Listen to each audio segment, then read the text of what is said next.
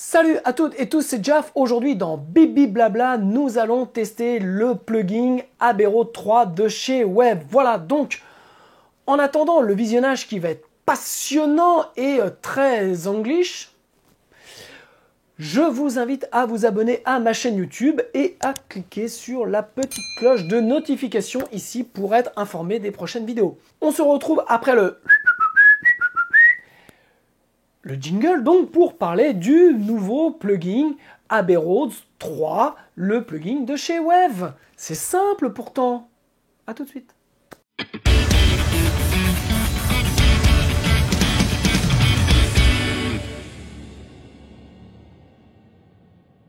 Ok, donc avant de tester le plugin Abbey Road de chez Wave, je vous rappelle que en bas dans la description, vous avez des liens pour télécharger des e-books gratuits, comment préparer sa session de studio d'enregistrement, les 10 clés pour pouvoir réussir son projet musical, et vous avez des formations, une formation gratuite sur Pink Floyd qui est en cours. Voilà, donc vous pouvez aller faire un tour en bas, vous avez toutes les informations.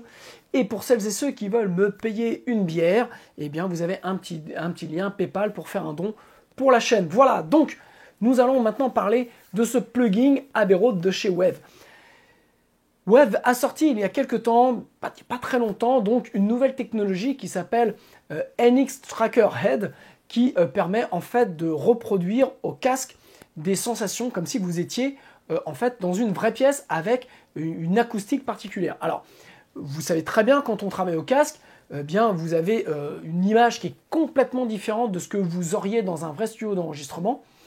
Et donc, le mixage au casque est quelque chose d'assez ardu, puisqu'il permet avant tout de pouvoir contrôler certaines fréquences, certains types de compression, mais en tout cas, l'image mentale, l'image visuelle que l'on a d'un mix est complètement faussée au casque. Alors, pour pouvoir bien travailler au casque, il faut avoir écouté déjà un paquet d'albums et comprendre la différence entre ce que vous entendez au casque et ce que vous entendez sur des enceintes. Encore faut-il avoir une pièce traitée acoustiquement assez correcte pour avoir une représentation normale de l'image stéréo, je dirais. Voilà, moi au studio, dans mon studio, l'acoustique a été travaillée et donc j'ai, en plus avec les années maintenant d'expérience dans ce studio-là, j'ai sur mes NS10, j'ai sur mes Tannoy les repères qu'il me faut en fait, qui font que quand je travaille et que après quand je vais écouter sur n'importe quel autre support, dans n'importe quelle autre pièce, par contre, je n'ai pas de problématique, je n'ai pas de trou, enfin j'ai rien qui vient en moins ou en plus. Voilà, donc je connais bien ma pièce, mais là avec le confinement, voilà, je me suis retrouvé ici dans une chambre chez moi que j'ai installée pour pouvoir continuer de travailler. J'ai amené mes Tannoy qui sont là, comme vous le voyez, posés face à moi. Donc je suis vraiment en configuration home studio. Et donc j'avais à travailler, à mixer un nouveau titre à moi. Et je me suis retrouvé dans la difficulté quelque part de ne pas connaître ma pièce. Je connaissais mes enceintes. Mais les Tannoy dans mon studio sont beaucoup plus espacées. Elles sont sur des pieds. Donc voilà, donc j'ai pas du tout l'acoustique qui n'est pas traitée ici. C'est une chambre, donc ça résonne. Et donc, je me suis retrouvé à devoir revoir un petit peu ma manière de bosser et surtout pour ne pas faire d'erreur. Alors, j'avais vu la sortie de ce plugin Abbey Road de chez Wave, donc j'ai déjà été télécharger en démo le premier plugin qui est le NX Head. Voilà. J'ai testé, ça ne m'a pas amené grand-chose. Voilà, bon, j'ai pas trouvé ça grandiose, donc je suis passé et je suis allé tester le Abbey Road. Alors, c'est ça que j'aimerais vous montrer aujourd'hui. Donc le Abbey Road est la reproduction en final d'une pièce, d'une régie entièrement calibrée, donc la Control Room numéro 3 des studios Abbey Road. Et donc vous avez reproduit dans ce plugin cette pièce-là pour pouvoir en fait mixer au casque. Donc c'est ce qu'on va voir tout de suite. Je vais vous montrer donc un petit peu deux, trois choses sur ce plugin. Et donc je vous recommande d'écouter ce qui va se passer, non pas sur des enceintes, puisque ça va être faussé. Je vous recommande de l'écouter au casque, puisque en fait ce plugin-là est fait pour reproduire une pièce, mais au casque et non pas dans votre pièce. Voilà, donc faites bien attention. Écoutez ce qui va suivre au casque. Et donc voilà. C'est simple pourtant. À tout de suite. Ok, donc faisons déjà un tour rapide sur le site de Wave. Donc vous voyez, c'est le Abbey Road Studio 3. Ce plugin est actuellement à 50 euros, 50 dollars. Et en plus, vous avez une démo qui est valable 3 mois aujourd'hui. Donc pour le confinement, ils savent que beaucoup de musiciens sont bloqués à la maison et donc ils offrent, au lieu d'une démo de 14 jours, je crois, là c'est 3 mois. Donc voilà, c'est vraiment super de leur part. Et puis voilà, donc ça va vous permettre vraiment de le tester. Alors je vous laisse aller voir la vidéo. L'idée c'est de voir un petit peu comment ça fonctionne. Donc voilà, donc je vous ai ressorti un titre à moi qui s'appelle Bientôt les loups, que j'ai sorti en janvier 2019, voilà, qui parle malheureusement de la situation un petit peu politique dans laquelle on est actuellement. Bref, passons. Et donc en fait, ce plugin Abbey Road se met en toute fin, j'irais, de chaîne. Alors, moi, si vous voulez, on va regarder rapidement. Voilà, vous voyez, j'ai ma console, mon stéréo out qui est là, voilà. Je l'ai laissé tel qu'il était. Et en fait, moi, je le mets dans la control room, puisque en fait, dans Cubase, vous avez ce qu'on appelle, dans Cubase Pro, vous avez une control room. C'est ce qui vous permet de contrôler vos enceintes et contrôler différentes choses, donc contrôler l'écoute de ce qui sort de Cubase. Et donc, je le mets à cet endroit-là, qui n'a aucune incidence sur mon stéréo out. Si jamais vous n'avez pas ça sur votre dos, vous le mettez en toute fin c'est le dernier plugin que vous devez mettre et que vous devez penser à couper lors de vos exports, puisque en fait, c'est quelque chose qui simule une pièce, comme je vous dis, ce n'est valable qu'au casque. Donc c'est pour ça que j'ai mis des écouteurs et que je vous recommande aujourd'hui d'écouter ce blabla, ce qui va suivre avec. Donc voilà, je vais vous faire écouter, on va voir un petit peu rapidement ce plugin. Donc le plugin reprend la fameuse Studio Room numéro 3 de chez Abbey Road. Et donc, vous avez différentes choses. Vous avez une fonction qui s'appelle Head Tracking, qui vous permet, si vous avez une webcam, de pouvoir contrôler. C'est-à-dire que si vous bougez la tête, il va enregistrer le fait que vous bougez la tête par votre webcam. Et donc, vous allez avoir la même sensation que si vous le faites manuellement. Moi, je n'ai pas de webcam sur ma tour, donc je n'ai pas enclenché la fonction Head Tracking. Et en plus, c'est quelque chose qui ne m'intéresse pas. Voilà, j'ai pas envie d'avoir un gadget où à chaque fois je bouge un peu la tête, ça change le truc. Donc je préfère avoir quelque chose d'assez central. Si j'ai besoin de voir un peu ce que j'aime bien faire moi dans ma régie, c'est me lever et aller écouter la musique un autre point de vue, eh bien vous pouvez faire circuler la pièce, vous voyez, comme ceci, tout simplement. Si vous voulez revenir à la position initiale, vous cliquez ici et ben vous vous retrouvez pile au centre, au sweet spot de cette pièce. Vous avez donc le head tracking, pour moi il n'est pas enclenché. Vous avez des EQ d'headphone, de casque qui sont intégrés. Donc moi je n'ai pas, quand je travaille avec mon KRK KNS 8400, donc il n'est pas malheureusement, j'irai parmi les presets. Donc voilà, c'est quelque chose que je n'utilise pas. À vous de tester avec par exemple un Beyer Dynamic ou un Sennheiser ou un Sony, un petit peu ce que ça donne. Voilà. Et par contre, le truc qu'il faut faire, c'est vous devez absolument mettre la circonférence de votre crâne et voilà, j'ai fait une erreur, et la distance d'oreille à oreille. Donc ça, il suffit de le mesurer. Vous voyez, moi je l'ai mesuré. Je me suis fait un petit preset JAF. Et puis comme ça, j'ai la bonne distance de circonférence entre mes oreilles, puisque ça change un petit peu la modélisation. Alors, je vais vous faire écouter, donc je vous rappelle, écoutez ça au casque. Et donc, je vais vous faire écouter un peu le titre. Et je vais finir par, vous avez trois types de monitoring. Vous avez les monitoring qui sont prêtes, vous avez les médiums et vous avez celles qui sont beaucoup plus loin. Donc, j'imagine que les loin, c'est les grosses écoutes qui sont ici. Voilà. J'imagine que celles prêtes, c'est les petites. Et puis, les plus larges, ben, je ne sais pas. Et puis, on s'en fout. Alors, voilà, je vous fais écouter un petit peu le titre. Donc à écouter au casque tel qu'il a été mixé.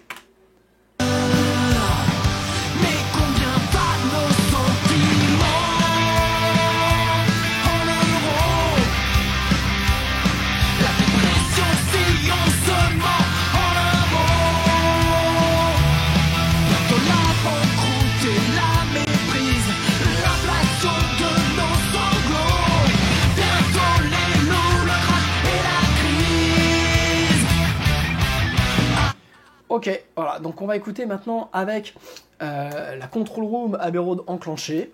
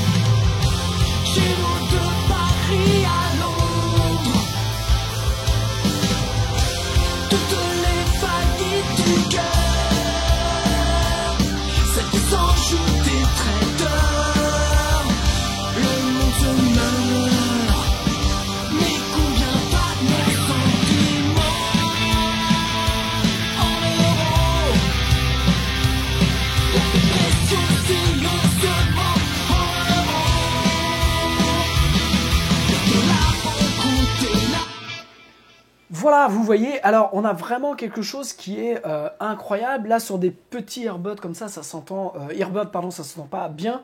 Mais par exemple, sur le KRK, vraiment, on a d'un seul coup, je retrouve cette image que j'ai moi dans mon studio avec la manière dont mes enceintes ont été mises et l'acoustique a été faite. C'est-à-dire que je retrouve quelque chose de super large. Voilà, donc avec les NIR, moi, mes NIR, ce sont mes NS10. Donc quelque chose d'assez centré, en effet, très médium, où le kick passe un petit peu devant. Et j'ai pas de mid, mais j'ai les phares, moi c'est les Tannoy qui sont assez excentrés, donc j'ai vraiment l'image stéréo assez large. Et où là, en effet, les guitares repassent un tout petit peu en arrière-plan, et on a vraiment une spatialisation, et où le kick et le bas sont fondus, donc on entend vraiment si on a été excessif dans les reverbs, notamment sur la batterie, si on a un problème de phase dans le mono. Donc je trouve que c'est assez réaliste et voilà, c'est vraiment ce que j'ai aimé, c'est-à-dire que j'ai retrouvé quelque chose d'assez équivalent à ce que moi j'avais entre le NIR et le phare. Le mid, je vous dis, j'ai pas d'enceinte, enfin j'ai pas de configuration mid dans mon studio, mais par contre là ici, je trouve que ça permet de revoir plus la basse. C'est-à-dire que la basse reprend un peu plus le devant. On arrive mieux à juger le kick et la basse vraiment dans leur ratio. Donc, j'ai été très très très bluffé par ce plugin qui me permet aujourd'hui, en travaillant à la maison, d'être beaucoup plus sûr de ce que je suis en train de faire, puisque je retrouve une image mentale de ce que j'ai moi l'habitude d'avoir dans mon studio. Et notamment, le problème, c'est quand on mixe au casque sans ce type de plugin, en fait, on a du mal à avoir une proportion, je dirais, logique dans ce qu'on entend. C'est-à-dire que les guitares ont tendance à être vachement devant, donc on a tendance à les mettre trop en arrière. En fait, les ratios sont complètement différents, on entend moins bien les reverbs, on est un peu plus confus, donc on a tendance à mettre trop de reverb. C'est le problème aussi ici dans cette pièce-là, même en acoustique direct, c'est-à-dire que j'entends pas les reverbs puisqu'elles sont vraiment là, donc j'ai tendance à en mettre de trop. Donc en fait, si je mets au casque, je vais garder cette erreur, on va dire, mais là avec le plugin Abbey Road, je me retrouve dans une configuration de pièce et je me mets à réentendre si j'ai été excessif dans mes reverbs, dans mes configurations même de delay. Donc je trouve que c'est assez bluffant. Je remets un coup sans et avec.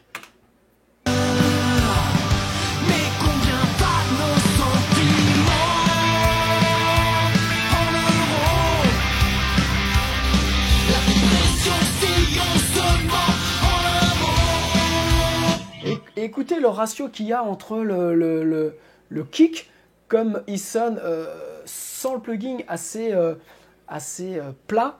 Et en fait, dès l'instant où vous remettez le plugin, vous entendez la pièce que j'ai mis sur le kick. C'est-à-dire qu'on réentend le kick qui devient claquant avec ce bas de pièces qui donne un côté assez rock. Voilà, donc je vous remets je vous refais écouter.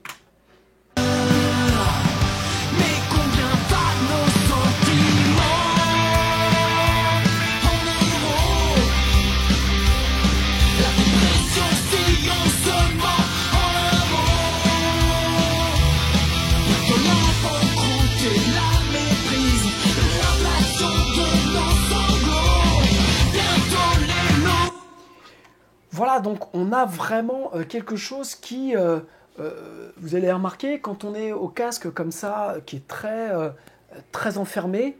Donc moi je sais que je travaille au casque, mais parce que je connais bien mon KRK, et aussi parce que je connais bien la différence de ce que j'entends au KRK avec l'environnement dans mon studio. Mais là, comme je vous ai dit, je me suis retrouvé un petit peu bloqué, et je trouve que ce plugin est un très bon compromis pour éviter de faire des erreurs en home studio, pour travailler. Alors maintenant, il faut avoir l'habitude de ce genre d'image, je dirais, d'être dans un studio avec une acoustique un petit peu faite. Alors moi, forcément, mon acoustique, elle ne vaut pas, j'imagine, celle d'Abbey Road, bien entendu, mais malgré tout, elle est plutôt pas trop mal faite pour un petit studio, je dirais. Et je retrouve cette même sensation. Voilà, donc c'est quelque chose d'intéressant, notamment si vous travaillez en appartement et que vous ne pouvez pas mettre de la musique forte, vous ne pouvez pas travailler, c'est vraiment une bonne solution. Alors moi, ce que je vous recommande malgré tout, c'est que si vous avez l'habitude de travailler avec votre casque comme ça, c'est d'avoir des références, et donc c'est de mettre des titres en référence que vous aimez, donc des trucs que vous avez l'habitude d'écouter, et puis de les écouter au travers ce plugin dans votre session. Donc vous voyez, moi j'avais des références que là j'ai retirées, mais par exemple j'avais Avenged Sevenfold, j'avais les Foo Fighters, j'avais un petit Incubus, voilà, donc j'avais des choses que j'imaginais correspondent à ce que je voulais en termes de prod. Donc, et en fait, je vous recommande, alors là, je ne les ai pas réimportés parce qu'en plus, j'ai pas envie de me faire couper la vidéo, mais pour pouvoir vous habituer à ça, je vous recommande de mettre des titres du commerce, quoi, qui ont été mixés, je dirais, par des gros cadors, et donc de faire un level match. Vous voyez, moi j'ai retiré pratiquement 7 à 8 dB sur le truc pour pouvoir être au même niveau de sortie, pour pouvoir, je le répète, pour correspondre et pour ne pas tromper mes oreilles. Et donc, vous mettez le plugin et vous écoutez aussi ces titres-là que vous aimez tant, que vous avez écoutés depuis des années, au travers le plugin, pour pouvoir vous faire une idée, pour pouvoir comprendre la spatialité et comment ce plugin-là redécompose, je dirais, la musique qui a été mixée dans des grands studios comme ça, et pour que votre cerveau comprenne la place que doivent avoir les guitares, le kick, la basse et tout ça. Voilà, donc c'est un exercice mental, c'est un exercice d'écoute, mais que vous devez faire. Mais je trouve que ce plugin-là, quand on a l'habitude de travailler dans une control room qui est plutôt pas trop mal faite, on retrouve les mêmes sensations, on retrouve ces mêmes automatismes.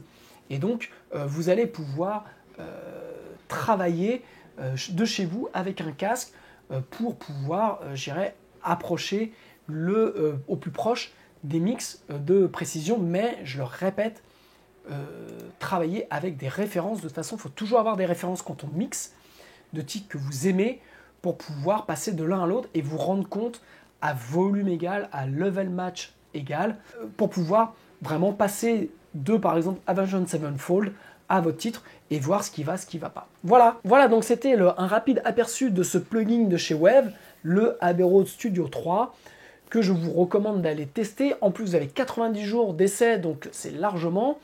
Vous avez la possibilité donc d'avoir le NX Tracker Head pour, si vous bougez la tête avec votre casque, d'avoir les mêmes sensations. Moi, c'est quelque chose qui ne m'intéressait pas. J'avais besoin de retrouver des sensations de régie, des sensations de pièces pour pouvoir travailler. Et donc voilà, ce plugin-là m'aide bien dans le travail que je fais aujourd'hui chez moi, dans une acoustique qui n'est pas du tout prévue à cet effet-là, et pour pouvoir retrouver les sensations de mon studio. Voilà, j'attends vos commentaires, si vous le testez, si vous avez, vous, des remarques à faire là-dessus, et un petit peu de savoir quel est votre avis. Je vous embrasse, je vous dis à très bientôt pour une nouvelle vidéo. Et puis, restez chez vous, faites de la musique et faites-moi écouter ce que vous faites. Je vous embrasse, ciao!